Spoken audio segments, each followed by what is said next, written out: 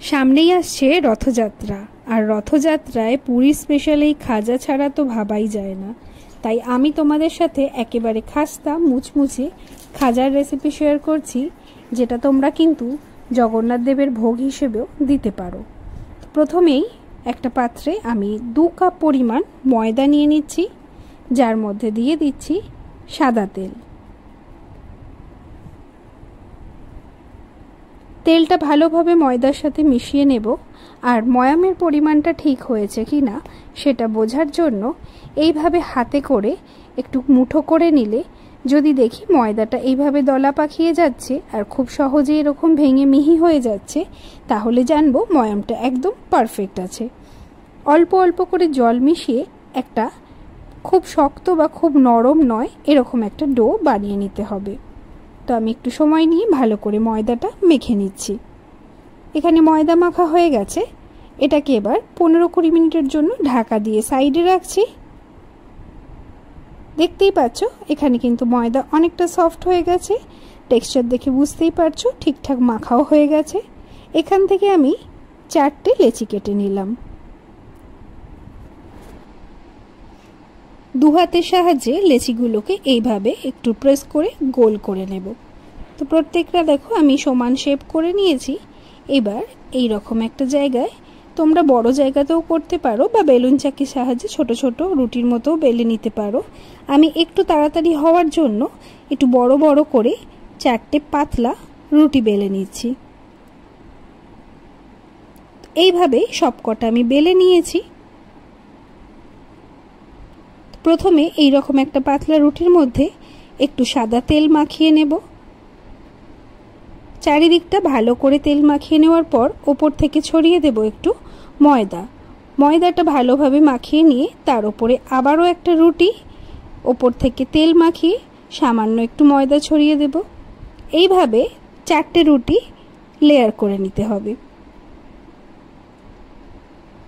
সামান্য চাপ দিয়ে দুটো হাতের সাহায্যে খুব সাবধানে সবকটাকে এইরকম একটা রোল করে নিতে হবে। এই সময় কাজটা একটু সাবধানে করতে হবে, খুব বেশি টাইটও করা যাবে না, আবার একদম নরম বা লুজ করাও যাবে না। তো একদম শেষের দিকটা আমি সামান্য একটু জল লাগিয়ে সিল করে নিলাম। এইবার একটা ছুরির সাহায্যে এই রোলটা থেকে সবকটা সমান আকারে আমি কেটে নিচ্ছি। দেখতেই পাচ্ছ কত সুন্দর একটা শেপ হয়েছে। কিন্তু এগুলোকে এইভাবে হাতের সাহায্যে চাপ দিয়ে একটু লম্বা করে নিতে পারো, অথবা বেলুনের সাহায্যে সামান্য একটু চাপ দিয়ে বেলে নিলেই একেবারে পারফেক্ট খাজার শেপ কিন্তু হয়ে যাবে। দাঁড়াও একটা তুলে দেখাচ্ছি, তাহলে বুঝতে পারবে। এই দেখো কত সুন্দর ভেতরে ভাঁজটা এসেছে। তো এইভাবে সবকটা আমি বানিয়ে নিয়েছি। এগুলো ভাজবার আগে আমি কিন্তু আগে চিনির রসটা তৈরি করে নেব। তো এখানে রসের জন্য 1 কাপ পরিমাণ চিনি আর 1.5 কাপ পরিমাণ জল আমি ব্যবহার করছি। দিয়ে দিলাম 3 থেকে 4টে এলাচ। এইবার এটা হাই ফ্লেমে 5 থেকে 7 মিনিটের জন্য ভালো করে ফুটিয়ে নিচ্ছি। এদিকে সাদা তেল গরম হয়ে গেছে, আমি এর মধ্যে এবার একে একে খাজাগুলোকে ছেড়ে দিচ্ছি। গ্যাসের ফ্লেমটা লো টু মিডিয়াম রেখে প্রত্যেকটা খাজা এর মধ্যে দিয়ে একটু সময় নিয়ে ভেজে নেব। প্রথমেই যদি গ্যাসের ফ্লেমটা হাই করে দিই সেক্ষেত্রে কিন্তু এগুলো বড্ড উপর থেকে পুড়ে যাবে আর ভেতরের দিকটাও কিন্তু প্রপার হবে না। তাই গ্যাসের ফ্লেমটা কিন্তু সঠিক রাখা খুব দরকার। তো এইভাবে এটা মিনিট 10-এর জন্য রাখলে খুব সুন্দরভাবে ভাজা হয়ে যাবে। আর এদিকে দেখো রসটাও একদম রেডি। এই রসটা একটু ঠান্ডা হলে এর মধ্যে সামান্য পাতিলেবুর রস আমি মিশিয়ে দিচ্ছি। এইবার একে একে দিয়ে দিচ্ছি ভেজে রাখা খাজাগুলো। খাজার কালার দেখে বুঝতেই পারছো এগুলো কত সুন্দর ভাজা হয়েছে। এবার 2-3 মিনিটের জন্য সব কিছু ভালো করে মিশিয়ে নিলেই রেডি হয়ে যাবে একেবারে পুরীর মতো পারফেক্ট মুচমুচে খাস্তা খাজা।